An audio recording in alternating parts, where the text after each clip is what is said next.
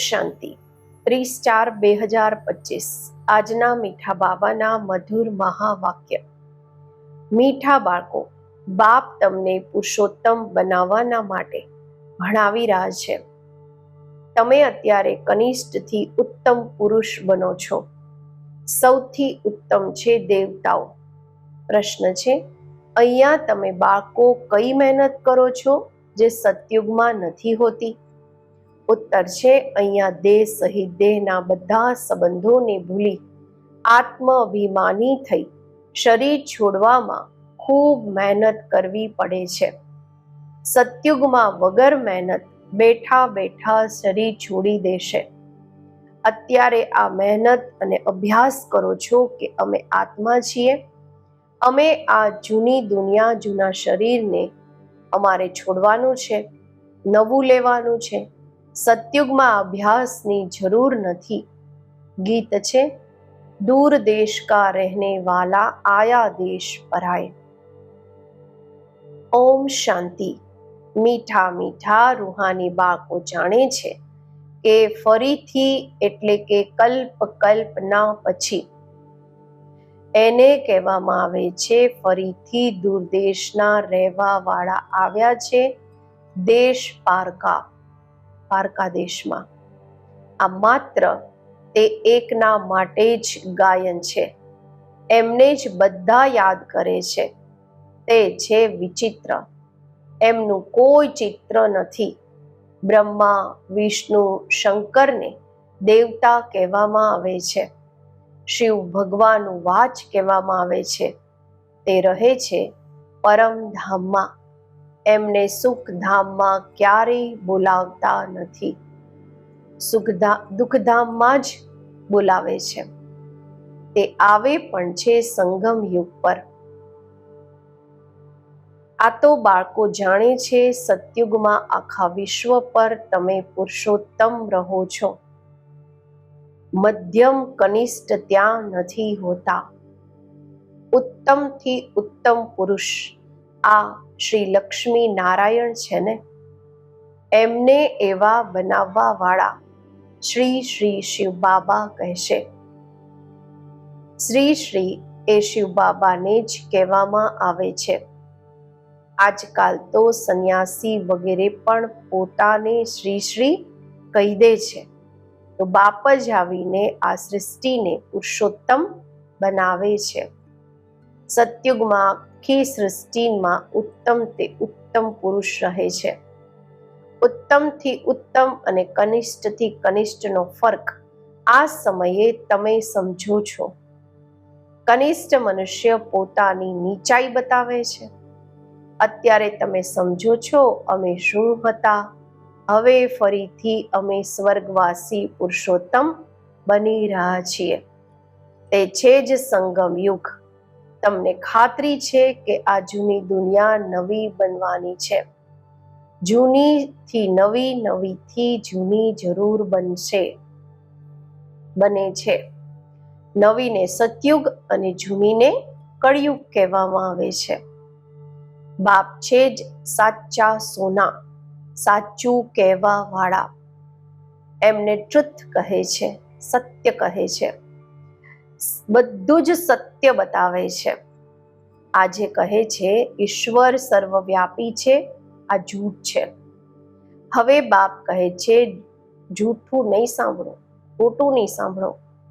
Here no એવેલ, C નો એવેલ.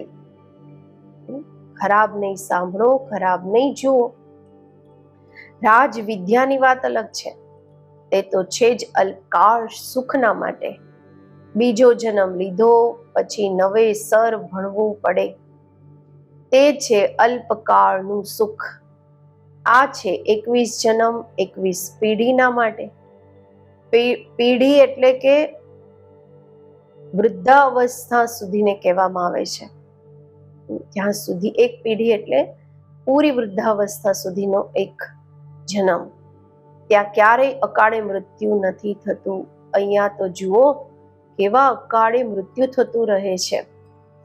જ્ઞાનમાં પણ મરી જાય છે.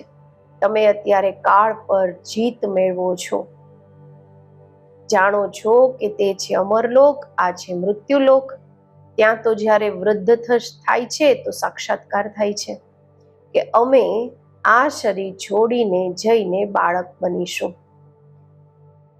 બાબા કહે છે કે બુઢાપો પૂરો થાય એટલે કે શરીર છોડી દેશે. નવું શરીર મળે તો તે સારું જ છે ને. બેઠા બેઠા ખુશીથી શરીર છોડી દે છે.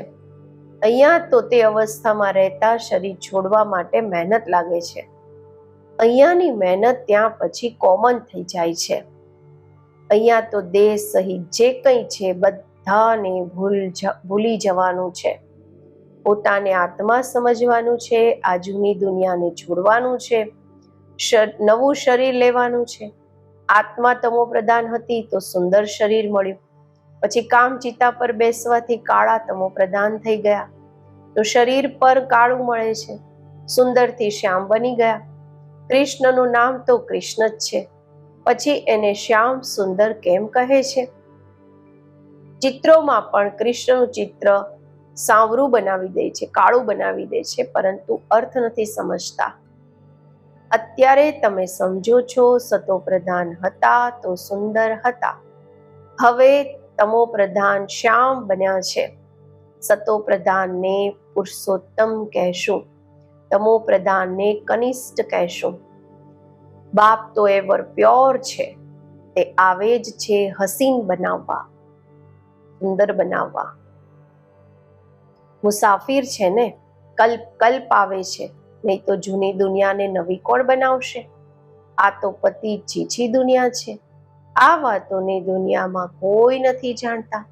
હવે તમે જાણો છો, બાપ અમને પુરુષોત્તમ બનાવવા માટે ભણાવી રહ્યા છે. ફરીથી દેવતા બનાવવા માટે અમે 100 બ્રાહ્મણ બનીએ છીએ. તમે છો સંગમ યુગી બ્રાહ્મણ. દુનિયા આ નથી જાણતી કે અત્યારે સંગમ યુગ છે.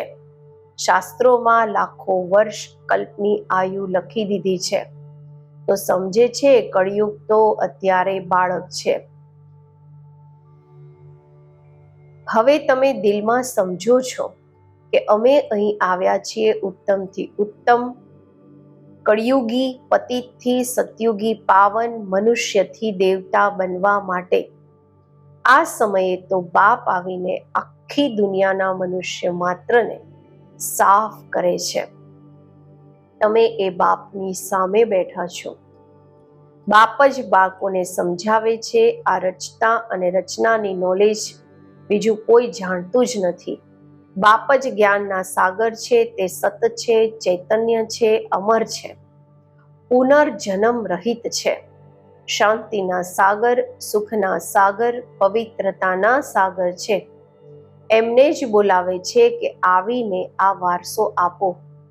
તમને અત્યારે બાપ 21 જન્મોના માટે વારસો આપી રહ્યા છે.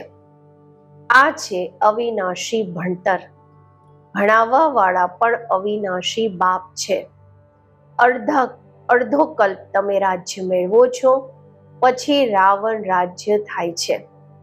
અડધો કલ્પ છે રામ રાજ્ય, અડધો કલ્પ છે રાવણ રાજ્ય. પ્રાણોથી પ્યારા એક બાપ જ છે, કારણ કે તે જ તમને બાળકોને બધા દુઃખોથી છોડાવી અપાર સુખમાં લઈ જાય છે. તમે નિશ્ચયથી કહો છો કે તે અમારા પ્રાણોથી પ્યારા પારલૌકિક બાપ છે. પ્રાણ આત્માને કહેવામાં આવે છે. બધા મનુષ્ય માત્ર એમને યાદ કરે છે, કારણ કે અડધા કલ્પના માટે દુઃખથી છોડાવી શાંતિ અને સુખ આપવા વાળા બાપ જ છે. તો પ્રાણોથી પ્યારા થયા ને. તમે જાણો છો સતયુગમાં અમે સદા સુખી રહેતા હતા, બાકી બધા શાંતિધામમાં ચાલી જશે. પછી રાવણ રાજ્યમાં દુઃખ શરૂ થાય છે.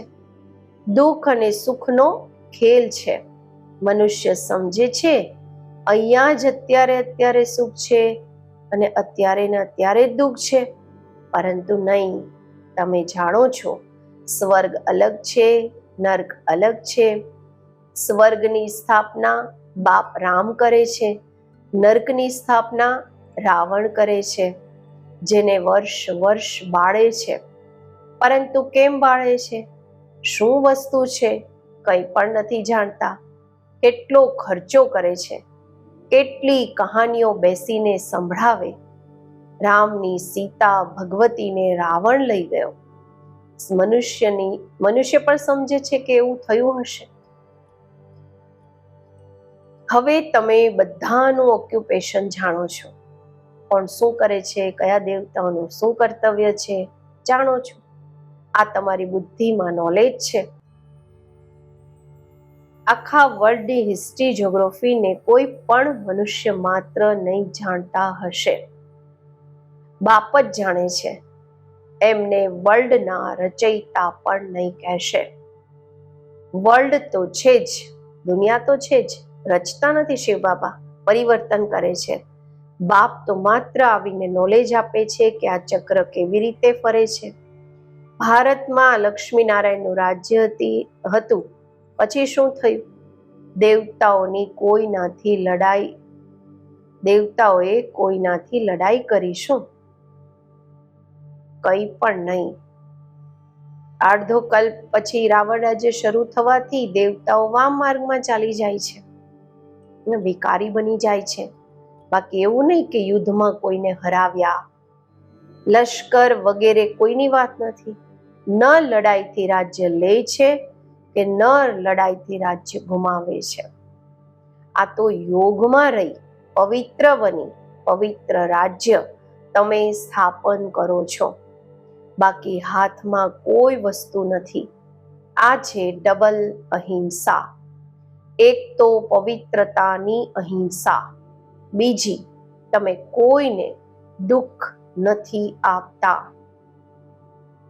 સૌથી કડી મોટામાં મોટી હિંસા છે કામ કટારીની, જે છે જ આદિ મધ્ય અંત, જે જ આપણને આ અડધો કલ્પ આદિ મધ્ય અંત દુઃખ આપે છે. રાવણના રાજ્યમાં દુઃખ શરૂ થાય છે, બીમારીઓ શરૂ થઈ જાય છે. કેટલી અનેક બીમારીઓ છે, અનેક પ્રકારની દવાઓ નીકળતી રહે છે. રોગી બની ગયા છે. આ સમયે તમે આ યોગ બળથી 21 જન્મોના માટે નિરોગી બનો છો. ત્યાં દુઃખ કે બીમારીનું નામ નિશાન નથી રહેતું. એના માટે તમે ભણી રહ્યા છો. બાળકો જાણે છે ભગવાન અમને ભણાવીને ભગવાન ભગવતી બનાવી રહ્યા છે. બાબા કહે છે ભણવાનું પણ કેટલું સહજ છે. અડધા પોણા કલાકમાં આખા ચક્રનું નોલેજ સમજાવી દે છે. 84 જન્મ પણ કોણ કોણ લે છે આ તમે જાણો છો. ભગવાન અમને ભણાવે છે, તે છે જ નિરાકાર. સાચું સાચું નામ છે એમનું શિવ. કલ્યાણકારી છે ને, સર્વના કલ્યાણકારી, બધાના કલ્યાણકારી, સર્વના સદગતિ દાતા છે. ઊંચથી ઊંચ છે. બાપ ઊંચેથી ઊંચ મનુષ્ય બનાવે છે. બાપ ભણાવીને હોશિયાર બનાવીને હવે કહે છે કે જઈને ભણાવો. આ બ્રહ્મા કુમાર કુમારીઓને ભણાવવા વાળા શિવ બાબા છે. બ્રહ્મા દ્વારા તમને એડોપ્ટ કર્યા છે. પ્રજાપિતા બ્રહ્મા ક્યાંથી આવ્યા? આ વાતોમાં જ મૂંઝાય છે. આમને એડોપ્ટ કર્યા, બ્રહ્મા બાબાને એડોપ્ટ કર્યા. કહે છે ઘણા જન્મોના અંતમાં, હવે ઘણા જન્મ તો બાબા કહે છે કે કોણે લીધા? આ લક્ષ્મીનારાયણ જ પૂરા 84 જન્મ લીધા છે. એટલે કૃષ્ણના માટે કહી દે છે શ્યામ સુંદર. અમે જ સુંદર હતા, પછી 2 કળા ઓછી થઈ. કળા ઓછી થતા થતા અત્યારે 9 કલા થઈ ગયા છે. કોઈ કળા નથી રહી. હવે તમો પ્રધાનથી પછી સતો પ્રધાન કેવી રીતે બનીએ? બાપ કહે છે મને યાદ કરો તો તમે પાવન બની જશો. આ પણ જાણો છો આ રુદ્ર જ્ઞાન યજ્ઞ છે. આ હવે યજ્ઞમાં જોઈએ બ્રાહ્મણ. તમે સાચા બ્રાહ્મણ છો, સાચી ગીતા સંભળાવવા વાળા. એટલે તમે લખો પણ છો. સાચી ગીતા પાઠશાળા, તે ગીતામાં તો નામ જ બદલી દીધું છે. હા, જેમણે જેવું કલ્પ પહેલા વારસો લીધો હશે તે જ આવીને લેશે. તો પોતાની દિલથી પૂછો કે અમે પૂરો વારસો લઈ શકીશું? મનુષ્ય શરીર છોડે છે તો ખાલી હાથે જાય છે. તે વિનાશી કમાઈ તો સાથે ચાલવાની નથી. તમે શરીર છોડશો તો હાથ ભરતું એટલે ભરીને, કારણ કે 21 જન્મોના માટે તમે પોતાની કમાઈ જમા કરી રહ્યા છો. મનુષ્યોની તો આખી કમાઈ માટીમાં મળી જશે. એનાથી તો અમે કેમ ન ટ્રાન્સફર કરી બાબાને આપી દઈએ? જે ખૂબ દાન કરે છે તે તો બીજા જન્મમાં સાહુકાર બને છે, ટ્રાન્સફર કરે છે ને. અત્યારે તમે 21 જન્મોના માટે નવી દુનિયામાં ટ્રાન્સફર કરો છો. તમને રિટર્નમાં 21 જન્મોના માટે મળે છે. તે તો એક જન્મ માટે, અલ્પકાળના માટે ટ્રાન્સફર કરે છે. જે જેટલું કરે છે એટલું પામે છે. તે ઇનડાયરેક્ટ દાન પુણ્ય કરે છે તો અલ્પકાળના માટે રિટર્ન મળે છે. આ છે ડાયરેક્ટ. અત્યારે બધું નવી દુનિયામાં ટ્રાન્સફર કરવાનું છે. બાબા કહે છે, એમને જોયું ને, બ્રહ્મા બાબાને જોયા ને, કેટલી બહાદુરી કરી. તમે કહો છો બધું ઈશ્વરે આપ્યું છે, હવે બાપ કહે છે આ બધું અમને આપો. હું તમને વિશ્વની બાદશાહી આપું છું. બાબાએ તો ફટથી આપી દીધું, વિચાર્યું નહીં, ફૂલ પાવર આપી દીધી. અમને વિશ્વની બાદશાહી મળે છે, આ નશો ચડી ગયો. બાળકો વગેરેનો કંઈ પણ ખ્યાલ નહીં કર્યો, વિચાર નહીં કર્યો. દેવાવાળા ઈશ્વર છે તો પછી કોઈના જવાબદાર થોડી રહે.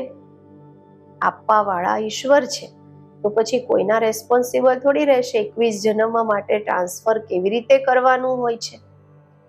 આ બાપને જુઓ, બ્રહ્મા બાપને જુઓ.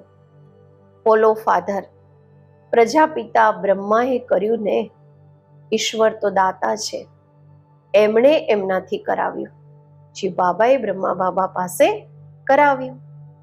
તમે પણ જાણો છો, અમે આવ્યા છીએ બાપથી બાદશાહી લેવા. દિવસ પ્રતિ દિવસ ટાઈમ થોડો થતો જાય છે. આફતો એવી આવશે, વાત નહીં પૂછો. વેપારીઓનો શ્વાસ તો મુઠ્ઠીમાં રહે છે, કોઈ જમઘટ ન આવી જાય.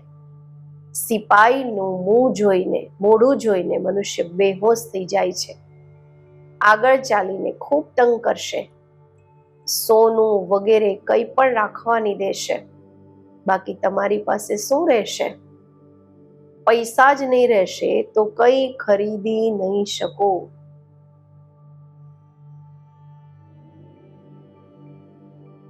નોટ વગેરે પણ ચાલી નહીં શકે. રાજ્ય જ બદલી જાય છે. પાછળથી ખૂબ દુઃખી થઈને મરે છે. ઘણા દુઃખની પછી સુખ હશે, સુખ થશે. આ છે ખૂને નાયક ખેલ. નેચરલ કેલેમિટીઝ પણ થશે. એના પહેલા બાપથી પૂરો વારસો તો લેવો જોઈએ. ભલે હરો ફરો, માત્ર બાપને યાદ કરતા રહો તો પાવન બની જશો. બાકી આફતો ખૂબ આવશે, ખૂબ હાય હાય કરતા રહેશે. તમારે બાળકોને અત્યારે એવી પ્રેક્ટિસ કરવાની છે જે અંતમાં એક શિવ બાબાની યાદ રહે. એમની યાદમાં જ રહીને શરીર છોડો.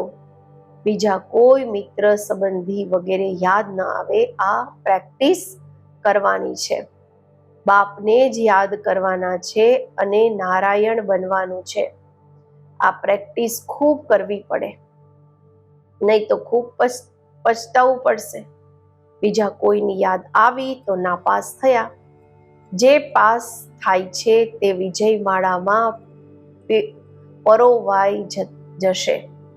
પોતાને પૂછવાનું છે કે બાપને કેટલા યાદ કરીએ છીએ. કંઈ પણ હાથમાં હશે તો તે અંતકાળમાં યાદ આવશે. હાથમાં નહીં હશે તો યાદ પણ નહીં આવશે. બાપ કહે છે અમારી પાસે તો કંઈ પણ નથી, આ અમારી વસ્તુ નથી. તે નોલેજના બદલે આ લો તો 21 જન્મના માટે વર્ષો મળી જશે, નહીં તો સ્વર્ગની બાદશાહી ગુમાવી દેશો. તમે અહીંયા આવ્યા જ છો બાપથી વારસો લેવા. પાવન તો જરૂર બનવું પડે, નહીં તો સજા ખાઈને હિસાબ કિતાબ ચૂકતું કરીને જશો, પદ કંઈ નહીં મળશે. શ્રીમત પર ચાલશો તો કૃષ્ણની ગોદમાં જશો, કૃષ્ણની ગોદ લેશો. કહે છે ને, કૃષ્ણ જેવો પતિ મળે કે બાળક મળે, કોઈ તો સારી રીતે સમજે છે, કોઈ તો પછી ઉલટું સુલટું બોલી દે છે. અચ્છા, મીઠા મીઠા સિકિલધા બાળકો પ્રતિ માત પિતા બાપ દાદાના યાદ પ્યાર અને ગુડ મોર્નિંગ. રૂહાની બાપના રૂહાની બાળકોને નમસ્તે, રૂહાની બાળકોના રૂહાની બાપને નમસ્તે. ધારણા માટે મુખ્ય સાર. પહેલું છે, જેમ બ્રહ્મા બાબાએ પોતાનું બધું જ ટ્રાન્સફર કરી ફૂલ પાવર બાપને આપી દીધી, વિચાર્યું નહીં, એવા ફોલો ફાધર કરી 21 જન્મોની પ્રારબ્ધ જમા કરવાની છે. બીજું, પ્રેક્ટિસ કરવાની છે. અંતકાળમાં એક બાપના સિવાય બીજી કોઈ પણ વસ્તુ યાદ ન આવે. અમારું કંઈ નથી, બધું બાબાનું છે. અલફ અને 2 આ સ્મૃતિથી પાસ થઈ વિજય માળામાં આવવાનું છે. વરદાન છે, મનસા પર ફૂલ અટેન્શન આપવાવાળા ચડતી કળાના અનુભવી વિશ્વ પરિવર્તક ભવ. હવે લાસ્ટ સમયમાં મનસા દ્વારા જ વિશ્વ પરિવર્તનના નિમિત્ત બનવાનું છે. એટલે હવે મનસાનો એક સંકલ્પ પણ વ્યર્થ થયો તો ઘણું બધું ગુમાવ્યું. એક સંકલ્પને પણ સાધારણ વાત નહીં સમજો. વર્તમાન સમય સંકલ્પની હલચલ પણ ખૂબ મોટી હલચલ ગણવામાં આવે છે, કારણ કે હવે સમય બદલાઈ ગયો, પુરુષાર્થની ગતિ પણ બદલાઈ ગઈ. તો સંકલ્પમાં જ ફૂલ સ્ટોપ જોઈએ. જ્યારે મનસા ઉપર આટલું અટેન્શન હોય ત્યારે ચડતી કળા દ્વારા વિશ્વ પરિવર્તક બની શકશો. સ્લોગન છે, કર્મમાં યોગનો અનુભવ થવો એટલે કે કર્મ યોગી બનવું. અવ્યક્ત ઈશારા, કમ્બાઇન્ડ રૂપની સ્મૃતિથી સદા વિજયી બનો. બાપ અને આપ આ કમ્બાઇન્ડ રૂપનો અનુભવ કરતા સદા શુભ ભાવના, શ્રેષ્ઠ કામના, શ્રેષ્ઠ વાણી, શ્રેષ્ઠ દ્રષ્ટિ અને શ્રેષ્ઠ કર્મ દ્વારા વિશ્વ કલ્યાણકારી સ્વરૂપનો અનુભવ કરો તો સેકન્ડમાં સર્વ સમસ્યાઓનું સમાધાન કરી શકશો. સદા એક સ્લોગન યાદ રાખજો, ન સમસ્યા બનીશું, ન સમસ્યાને જોઈને ડગમગ થઈશું, સ્વયં પણ સમાધાન સ્વરૂપ રહીશું અને બીજાઓને પણ સમાધાન આપીશું. આ સ્મૃતિ સફળતા સ્વરૂપ બનાવી દેશે. ઓમ શાંતિ.